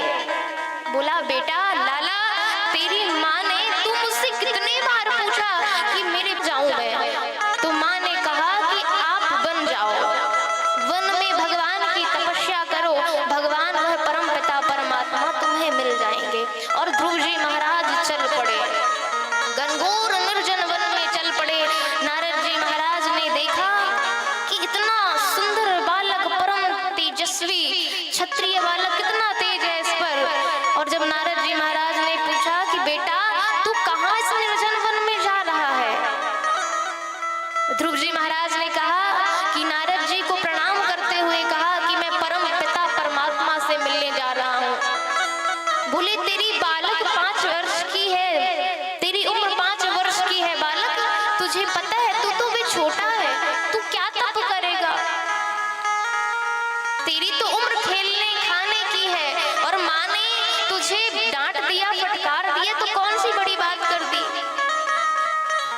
ये तो कोई बात नहीं हुई। और तू कैसे, तू जानता है बड़े बड़े संत, बड़े बड़े महात्मा अनेक जन्म से महाराज भगवान की तपस्या करते हैं, पर भी फिर भी एक झलक नहीं मिल पाती उन्हें। और तू तो 5 वर्ष का है। नारद जी ने परीक्षण लिया, उनको इतना सुंदर उपदेश दिया, परंतु नारद जी महाराज को ध्रुव जी प्रणाम करते हुए कहते हैं, सरकार, जिस प्रकार गैया को दुहा जाता है, गाय को दुहते हैं, तो अगर कोई छलनी में दूध दुहे तो क्या उसमें समाएगा, क्या उसमें टिक पाएगा? ठीक इसी प्रकार आप अमृतमयी वचनों को तो बोल रहे हैं, परंतु मेरी माता ने मुझे ऐसे दुर्वचनों का बाण भेदन किया है, वह छिद्र में आपके अमृतमयी वचन मुझे टिक नहीं रहे हैं प्रभु। इसलिए आप यह बताओ कि मुझे परम पिता परमात्मा कैसे मिलेंगे? नारद जी महाराज प्रसन्न हो गए। उन्होंने सोचा कि ये भगवान का पक्का चेला है और इसे भगवान जरूर मिलेंगे। और नारद जी महाराज ने मंत्र दिया, 12 अक्षर मंत्र दिया और कुंभक रेचक विधि, प्राणायाम विधि बताई और यमुना पुलन में तटवर्ती मधुवन को भेज दिया। मधुवन को भेजा महाराज। ऐसा निर्मल यमुना जी में स्नान करके ध्रुव जी महाराज पूजन में बैठ गए। ऐसा प्राणायाम चढ़ाया उन्होंने। प्रथम महीने में ध्रुव जी महाराज फलाहार करते थे 3-3 दिन में। दूसरे महीने में इतनी तपस्या करने लगे, नियम कठोर कर दिया और वह 6 दिनों में 1 दिन पानी पीते थे, साग पत्ते खाते थे। और तीसरे महीने में वह भी छोड़ दिया। 9 दिनों में, 9 दिनों के बाद 1 दिन जल, यमुना जी का जल पीकर वह तपस्यारत हो गए। फिर 12 दिनों में उन्होंने सब कुछ छोड़ दिया, वायु का आहार लेने लगे। 5वें महीने में ऐसा प्राणायाम चढ़ाया, ऐसा प्राणायाम चढ़ाया कि देवता भी कांप उठे महाराज। उनकी प्राण वायु अवरुद्ध हो गई, हाहाकार मच गया। देवता ब्रह्मा जी के भगवान के पास गए, बोले प्रभु पाहि माम, रक्षा कीजिए हमारी, रक्षा कीजिए हमारी, रक्षा कीजिए। भगवान सब कुछ समझ गए कि ये क्यों हो रहा है, और भगवान उस भक्त का, ध्रुव जी महाराज का दर्शन करने के लिए तत्पर हो गए। परंतु गरुड़ जी ने कहा कि प्रभु आप शीघ्र ही बैठिए, मैं ध्रुव जी के पास आपको शीघ्र ही पहुंचा दूंगा। भगवान ने कहा, विष्णु भगवान ने कहा कि ध्रुव जी का दर्शन तो मैं बाद में करूंगा, पर तेरा अहंकार मैं पहले तोड़ दूंगा, मैं पहले तेरा अहंकार तोड़ूंगा। और अपनी इकंगनी उंगली गरुड़ के ऊपर रख दी महाराज। और जैसे ही रखी, भगवान ने कहा गरुड़ महाराज उड़िए। गरुड़ जी अपने पंखों को फड़फड़ाते हुए पसीना पसीना हो गए, पर गरुड़ जी महाराज उड़ नहीं पा रहे। भगवान ने कहा तुझ में इतनी सामर्थ्यता नहीं है कि तू मुझे उड़ा सके। मैं अपने चरणों को तेरे 2 पंखों के ऊपर रखता हूँ, तब तू उड़ पाता है मेरी कृपा से। और भगवान गरुड़ का अहंकार चूर चूर करके, मद मोचन करके शीघ्र ही ध्रुव जी महाराज के पास प्रकट हो गए। ध्रुव जी महाराज भगवान की स्वरूप लीला में, उनके अंदर भगवान की दिव्य झांकी चल रही थी। भगवान ने आवाज दी, परंतु ध्रुव जी महाराज इतनी सुंदर छवि का अवलोकन कर रहे थे तो वह समाधि भंग नहीं हुई। और जब उनके हृदय से वह झांकी ओझल हो गई, तब ध्रुव जी महाराज झटपटाकर उस समाधि से भंग हो गया, उनकी समाधि भंग हो गई। और वह आंखें जैसे खोली, उनको जो स्वरूप हृदय में दिख रहा था वही स्वरूप उनके समक्ष, उनके सामने प्रकट हो गया। शंख चक्र गदा लिए हुए भगवान ध्रुव जी के सामने स्वयं आसन आसीन है, खड़े हैं महाराज। ध्रुव जी ने सोचा कि मैंने ना माता जी से पूछा, न मैंने अपने गुरुदेव नारद जी से पूछा कि भगवान सामने आए तो मैं इनकी स्तुति कैसे करूंगा। अब इतने पढ़े लिखे भी नहीं है ध्रुव जी महाराज। भगवान सब समझ गए और अपने शंख को ध्रुव जी महाराज के कपोल में स्पर्श कराया है। वेद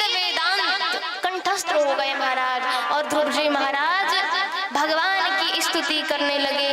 योऽन्तः प्रविश वाचि मां प्रसूतां संजीवयत् यत् शक्ति धरा सधाम्ना।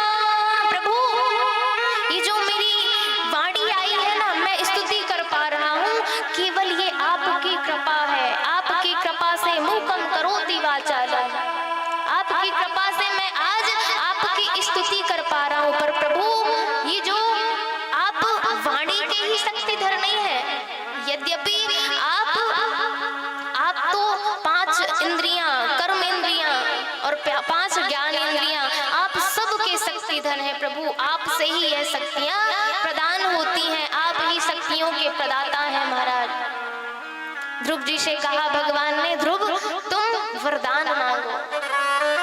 ध्रुव जी ने कहा, प्रभु आपकी इतनी सुंदर छवि का अवलोकन कर लेने के बाद मैं आपसे क्या मांगू, और मेरे मन में कोई मनोरथ नहीं है। भगवान, मुझे आपसे कुछ भी नहीं चाहिए। मेरे मन में ऐसी कोई लालसा नहीं है, कोई अभिलाषा नहीं है, मैं आपसे कुछ नहीं मांगना चाहता। भगवान ने कहा, ध्रुव तुम 36,000 वर्ष जाकर राज्य करो, फिर तुम ध्रुव लोक को प्राप्त होगे। ध्रुव जी महाराज ग्रह को लौटे हैं, और ग्रह को लौटे हैं तो माता ने उनका इतना आतिथ्य सत्कार किया। दोनों माताओं ने, पिताजी ने आतिथ्य सत्कार किया। महाराज, तू जिस पर भगवान की कृपा की बरसात होने लगती है ना, तू जा पर कृपा करे सब कोई। अपने कृपा करे सब कोई। जा पर कृपा राम के होई। जा पर कृपा राम की होई।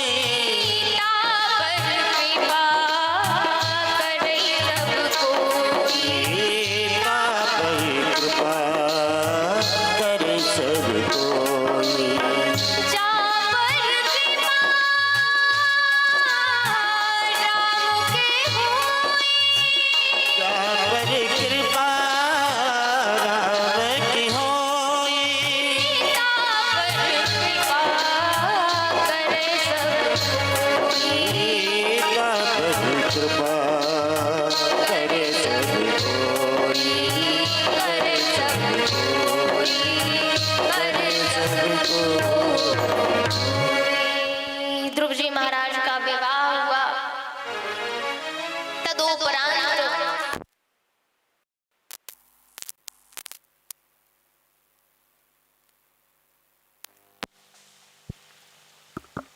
बोलिए वृंदावन बिहारी लाल की जय। राज्य किया। तदोपरांत यहाँ पर उत्तम जो भाई थे उनके, वह एक दिन शिकार खेलने गए महाराज, और शिकार खेलने गए तो सीमा का अतिरेक होने के कारण, सीमा उल्लंघन होने के कारण यक्षों ने मिलकर उनका वध कर दिया। और जैसे ही माता ने सुना, सुरुचि ने, वह भी जाकर वन वन खोजने लगी, और वन में दावाग्नि के कारण वह जलकर भस्म हो गई। और जैसे ही महाराज ध्रुव जी ने सुना कि उत्तम का वध कर दिया यक्षों ने मिलकर, और जैसे ही सुना ध्रुव जी ने, तो वह चल पड़े और 13 लाख यक्षों को मौत के घाट उतार दिया। मनु महाराज ने कहा कि बेटा ये तुम्हें नहीं करना चाहिए। मनु महाराज के समझाने पर, उपदेश देने पर ध्रुव जी महाराज कुबेर जी से याचना करते हैं, क्षमा याचना करते हैं, और महाराज उत्कल को राजा बनाकर भजन करने के लिए चल पड़ते हैं। और जैसे ही चल पड़ते हैं, 36,000 वर्ष पूर्व भगवान के पार्षद आए। बोला कि चलिए ध्रुव जी महाराज भगवान के धाम। तो जैसे ही पधारने लगे, मृत्यु देवी आ गई कि हमें तो स्वीकार कर लीजिए प्रभु। तो मृत्यु के सर में पैर रखकर ध्रुव जी महाराज भगवत लोक को जाते हैं, ध्रुव लोक को जाते हैं। पार्षदों ने पूछा कि ध्रुव जी आपका मुख मुरझाया हुआ क्यों है? ध्रुव जी ने कहा कि भैया हम जल्दी जल्दी में माता जी को लेना भूल गए, माता जी को भूल गए। पार्षदों ने हंसते हुए कहा कि जिसका पुत्र भगवान का भजनानंदी हो, परम भागवत हो, उसकी माता कभी पीछे छूट सकती है? मृत्यु लोक में रह सकती है? नहीं रह सकती। आगे जो विमान जा रहा है ध्रुव जी, उसमें पता है कौन है? उसमें तुम्हारी माता जी हैं। वह विमान जो आगे आगे उड़ रहा है, उसमें विराजमान होकर आपकी सुनीति माता जा रही है। ध्रुव जी महाराज परम प्रसन्न होकर माता जी के साथ भगवत लोक को, ध्रुव लोक को चले गए। इसलिए भगवान को याद हमेशा करना चाहिए। और बड़ा ही सुंदर भाव, अपने सब रूठे चाहे हो बदनामी, अपने सब रूठे चाहे हो बदनामी, अपने सब रूठे चाहे हो बदनामी, तो प्यारे श्याम सुंदर की मैंने कर ली गुलामी। अपने सब रूठे चाहे हो बदनामी,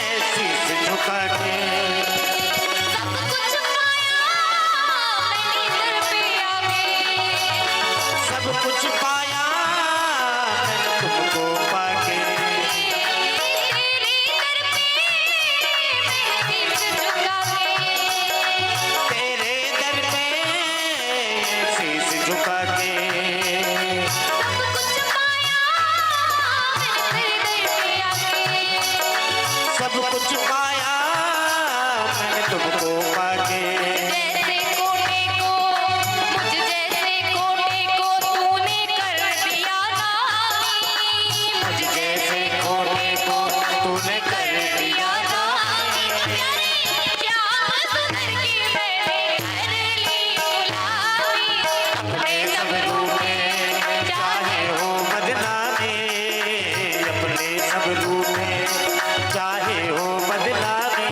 प्यारे श्याम सुंदर की मैं तेरी गुलामी, अपने सब रूप में चाहे हो बदनामी। तो प्यारे श्याम सुंदर की मैंने कर ली गुलामी, अपने सब रूठे चाहे हो बदनामी, चाहे हो बदनामी, चाहे हो बदनामी, चाहे हो बदनामी। तो प्यारे श्याम सुंदर की मैंने कर ली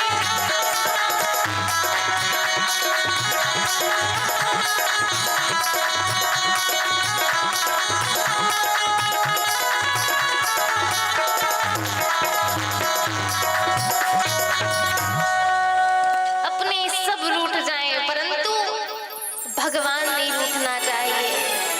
भगवान की ही सेवा में हमेशा हमारा मन लगा रहे।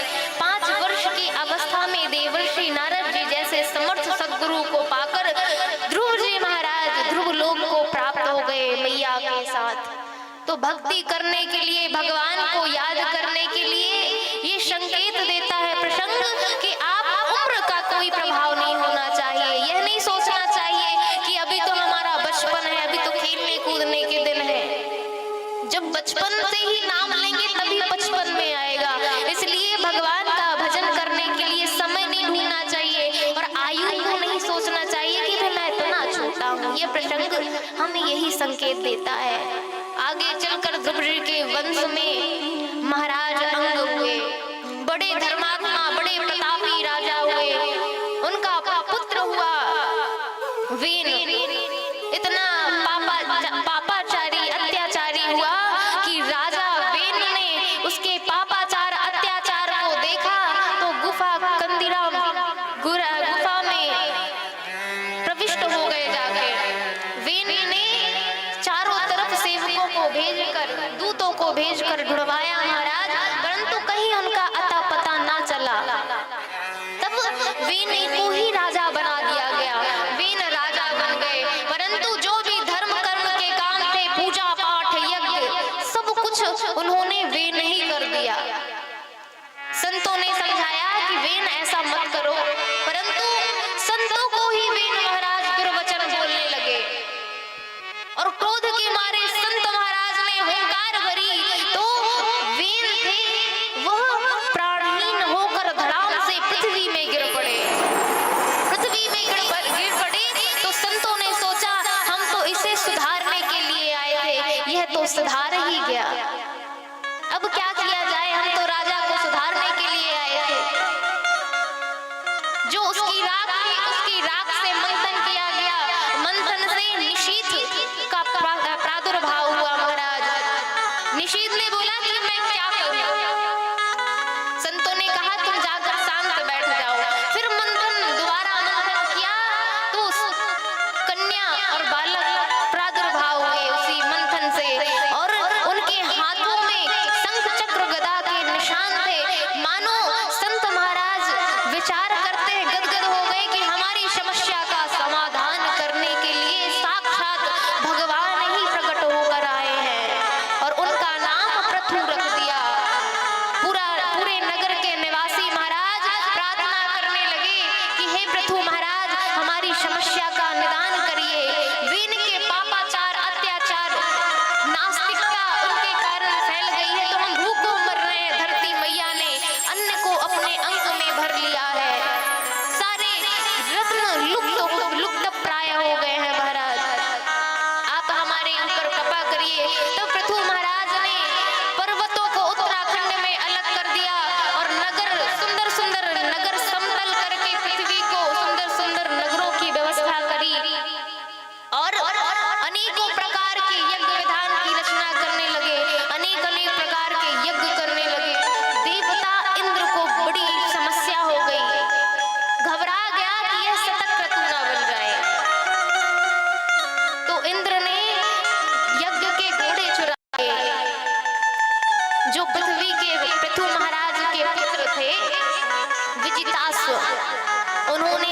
वापस लाए, तभी से उनका नाम विजिताश्व पड़ा।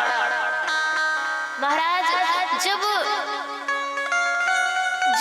यज्ञ में यज्ञ विध्वंस करने की बात आई, यज्ञ भंग करने की बात आई, तो अब पृथु महाराज क्रोधित हो गए और कहा मैं इस देवता को, इस इंद्र को ही समाप्त कर दूंगा। संत ने विचार किया कि तुम्हें जाने की कोई जरूरत नहीं है, हम अपने मंत्र द्वारा ही इंद्र को समाप्त कर देंगे। देवम दीनम जगत सर्वम मंत्राधीना देवता। मंत्र संतों ने बोलना प्रारंभ किया, उसी समय देवता इंद्र वहां आ गए। ब्रह्मा जी ने आके समझाया कि ऐसा मत करो, नहीं तो सारी पृथ्वी का कार्य बिगड़ जाएगा। और ब्रह्मा जी के समझाने पर पृथु महाराज जी शांत हुए, और जब शांत हुए तो भगवान प्रकट हो गए, प्रसन्न होकर गदगद हो गए। भगवान ने कहा पृथु महाराज वरदान मांगिए, आप क्या मांगना चाहते हैं, मांगिए वरदान मांगिए। पृथु महाराज ने 1000 कान मांगे, 10,000 कान मांगे कि प्रभु मेरे अंदर, मेरे कानों में इतनी सामर्थ्यता हो जाए कि मैं 10,000 कानों की सामर्थ्यता मेरे कानों में प्रविष्ट हो जाए और मैं उन कानों से आपकी कथा का गुणानुवाद सुनता रहूं। इस प्रकार का वरदान भगवान अंतर ध्यान हो गए। उसी समय सनकादि ऋषि वहां पर प्रकट हो गए। महाराज सनकादि ऋषि प्रकट हुए। सनकादि ऋषियों ने कहा बड़ा ही सुंदर उपदेश पृथु महाराज को दिया है। पृथु महाराज के उपदेश को सुनकर पृथु महाराज कहते हैं, पृथु महाराज से सनकादि ऋषि बड़ा सुंदर उपदेश क्या देते हैं। शास्त्रे स्वीयानेव सुनुस्थितो नृणाम क्षेमस्य साधग्विमृषे सुहेतुः असंग आत्म व्यतिरिक्त आत्मनि दृढारतिर्ब्रह्माणि निर्गुणे चया।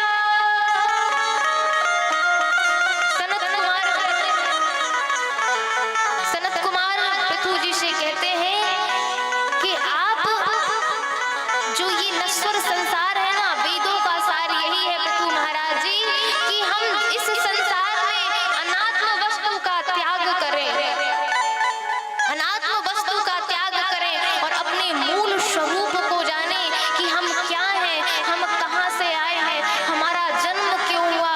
पृथु महाराज को इतना सुंदर उपदेश देते हैं कि भगवान के अलावा हमारा कोई नहीं है। और जैसे ही उपदेश दिया भगवान अंतर ध्यान हुए, तो पृथु जी महाराज ने सिर्फ और सिर्फ यही वरदान मांगा कि भगवान मेरी प्रीति आपके चरणों में लगी रहे, प्रीति मेरा अनुराग आपके चरणों में रहे, मुझे चरणों से लगा ले मेरे श्याम मुरली वाले, मेरे श्याम मुरली। मुझे चरणों से लगा ले, मुझे चरणों से लगा ले मेरे श्याम मुरली वाले, मुझे चरणों से लगा ले, फिर श्याम मुरली वाले, मुझे चरणों से लगा ले मेरे श्याम मुरली वाले। मुझे चरणों से लगा ले, फिर श्याम मुरली वाले। मेरी श्वास श्वास पे तेरा, मेरी श्वास सांस पे चलना, है नाम मुरली वाले। मुझे चरणों से लगा ले मेरे श्याम मुरली वाले। मुझे चरणों से लगा ले, फिर श्याम मुरली वाले। सभी लोग तालियों की मीठी मीठी सेवा करते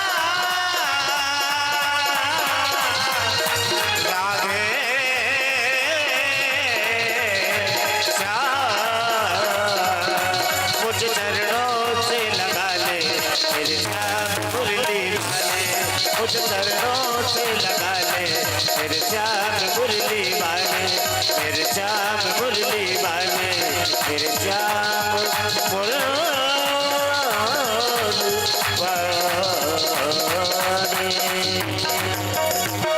वृंदावन बिहारी लाल की जय हो। आज वाणी का यही पर विराम। कल की विशेष सूचना कि कल भगवान श्री कृष्ण नंद नंदन का कल प्राकट्य उत्सव बड़ी ही धूमधाम से मनाएंगे। तो आप लोगों के पास पीले वस्त्रों पीले परिधान हो तो आप लोग जरूर अवश्य ही पहन कर आए। बोलिए राधे रानी सरकार की जय हो।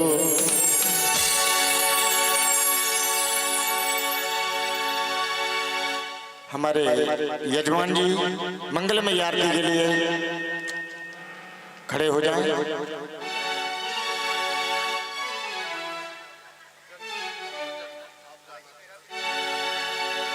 और कल हमारे माँ के बिहारी कृष्ण कन्हैया का जन्म होगा, जन्म उत्सव होगा। सभी माताएं बहनें भाई बंधु पीले पीले कपड़े पहन करके आए और पीले कपड़े ना भी हो तो अपना मन पीला करके आए। और कल भगवान का जन्म होगा, सभी लोग बधाइयां लाएंगे, वो बधाइयां देंगे, वो लेंगे।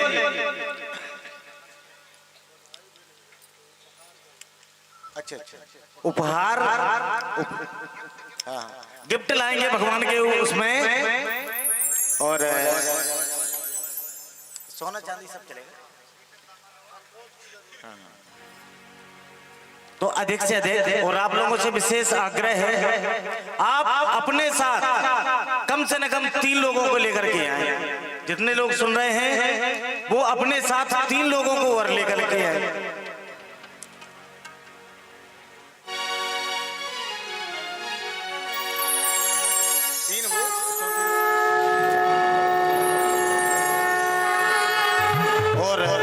इसके साथ साथ विशेष सूचना जो ये लाइव चल रही है, ये देवी जी का YouTube चैनल है मिथिला भाव। पूज्य वैदेही जी का ये चैनल है मिथिला भाव। तो अपने अपने मोबाइल में इस चैनल को सब्सक्राइब करें और लाइक करें, कमेंट करें। अपने दूर जो भी रिश्तेदार हैं या भाई बंधु जो भी घर के सदस्य बाहर हैं उनको ये लिंक शेयर करें। मिथिला भाव आज के बाद कभी भी 1 साल 10 साल जब भी आपकी इच्छा हो, जब सुनना हो, आपको देखना हो, आप लोगों की भी फोटो आ रही है इसमें, तो आप लोग मोबाइल में कभी भी देख सकते हैं और कहीं भी देख सकते हैं। इसलिए मिथिला भाव ये देवी जी का चैनल है, इसको लाइक सब्सक्राइब और बेल आइकन दबाएं। आगे का नोटिफिकेशन आपको मिलता रहेगा। श्री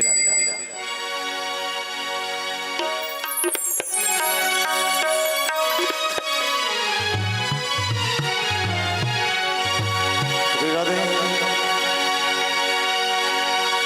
आरती कुंज बिहारी की, श्री गिरधर कृष्ण मुरारी की। आरती कुंज बिहारी की, श्री गिरधर कृष्ण मुरारी की।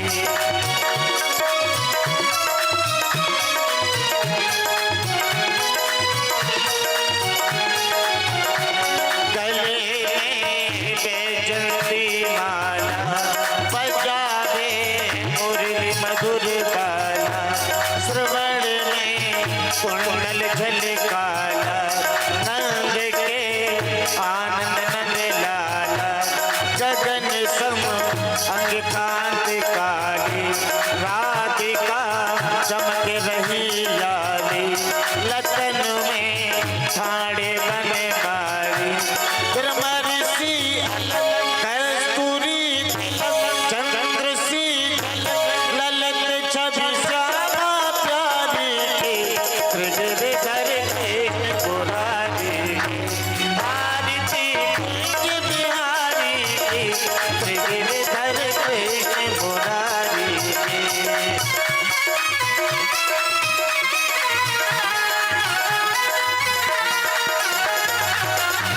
कनक में मोर मुकुट दिल से, देवता दर्शन को तरसे, गगन को सुमन रास बरसे, बजे मुरली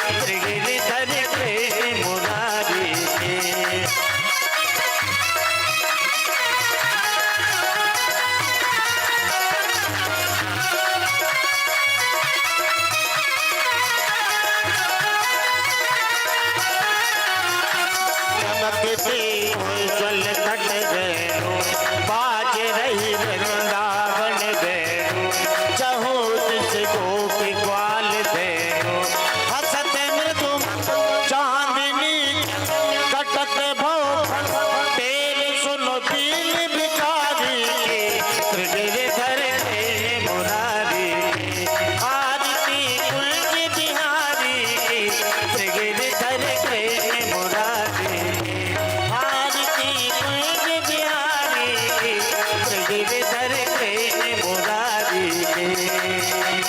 कर्पूरी गौरम करुणावतारम संसारी सारम भुज के निहारम आबनवरम हृदयाद धरे भवानी तय सब नमामि तुम्हें वो माता न पिता तुम्हें वो बंधु च सखा तुम्हें वो वेद्या श्रवणम तुम्हें वो सर्वगम नम लडवा